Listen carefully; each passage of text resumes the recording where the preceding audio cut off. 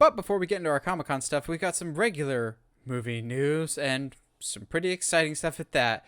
Starting us off with they finally released the Halloween Ends trailer, the quote-unquote final Halloween movie with Laurie Strode, Michael Myers, one more time. And boy, was this thing the definition of a teaser trailer. That being said, I would rather have an uber teaser trailer than the Blumhouse staple that is a great first trailer and a second trailer that basically gives away the whole movie for free and insisting, oh no, we didn't just give away all our plot points. And then you see the movie, you gave away all of our plot points. I still remember the Black Christmas trailer that basically gave away the entire movie. I like this Halloween Ends trailer. It does kind of pique my interest because we're hearing very interesting things about Halloween Ends. This will be a very different Halloween movie. People within the cast are just like, there's definitely going to be some people that don't like it, and I'm going, what direction are you going to take with this? Because I'm fine with a lot of different things. Halloween has tried many different branches. I'm not as worried about it as other people. And they'll be like, it could ruin Halloween. Yeah. You new to the franchise? All those people that complain about Halloween Kills, quote unquote, being bad. Did you not watch some of the Halloween sequels that there are? Like 5, 6, Rob Zombie Halloween. Yeah, there's bad Halloween movies already. So I'm naturally going to be excited for this because it's Halloween. I like the spot in the trailer where Michael, well, it could be Michael. I don't think it is Michael. When someone opens the door thinking they got the drop on somebody and Laurie's there just with a gun pointed at their face. I'm like, that's awesome. Also, I really like the callback, and I don't see a lot of people bring attention to it. The nice callback to Halloween H2O with Michael trying to shove Laurie's hand in the garbage disposal. Yeah, that's a callback to H2O when what's his face, the horny one, tries to he drops something in the sink and you think his hand's gonna get caught in there and it's a fake out, and then he turns around and sees that god awful CG Michael mask. I'm down for this. I like it. I'm more just curious what this quote unquote new direction will be, and they've said that this will take place in real time, so it will have been 4 years between this and Halloween Kills. So I'm kind of curious how they'll approach that. I know they'll address COVID. I don't particularly want them to. I kind of feel icky about that. Of just can we just leave that alone? We go to movies to escape real world stuff. That's why we like horror. Is they're supposed to be reflective of the real world, not actually symbolic of it. But I'm at least intrigued by this. But there's more to dissect with this. But we'll dive into that in a little bit. Josh, what did you think of the Halloween Ends teaser trailer? Yeah, no, I'm kind of with you on I would prefer a great teaser than a decent trailer, as opposed to Blumhouse's usual giving away of everything.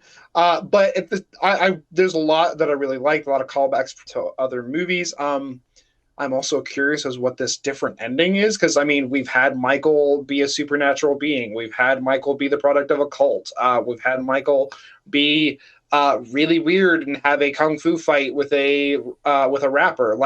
I don't know what different ending they're thinking we're going to be having here. So it's going to be intriguing to say the least. For anybody that said, I agree though, I hadn't thought about it before, but anybody that saw Kills and was like, oh, that was not a good Halloween movie, it was like, bro, have you seen Rob Zombie Halloween 2? Yeah, I was gonna say people can dislike Halloween Kills. That's totally fine. I totally see where people could not like it. Even me, I'm just it's somewhere in the middle.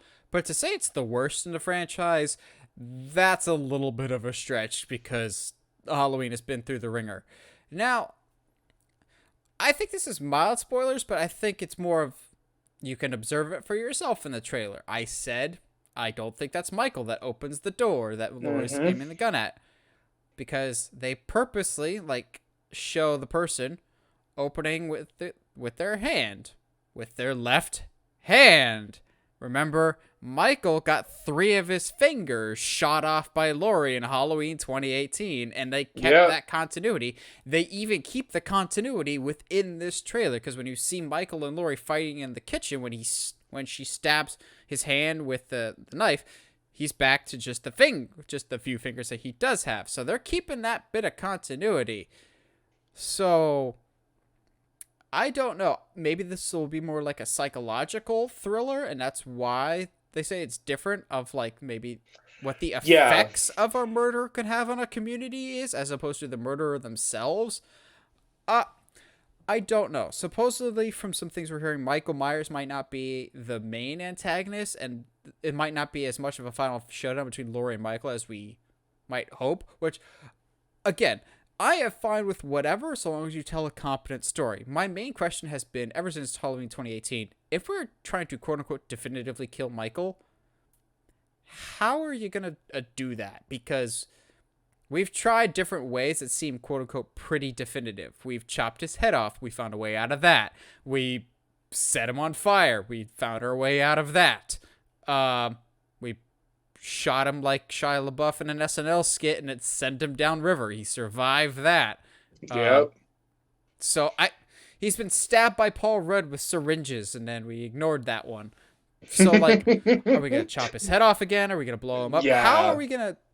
Or do we leave the door open somehow for more Halloween movies? I think this is, though...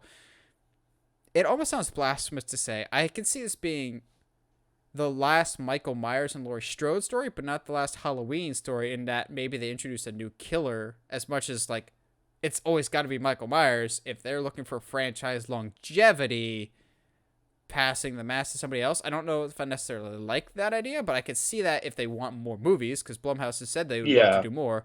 They haven't renewed the contract yet, but looking at how much money this has made, the odds would be stupid not to bring back Blumhouse for more.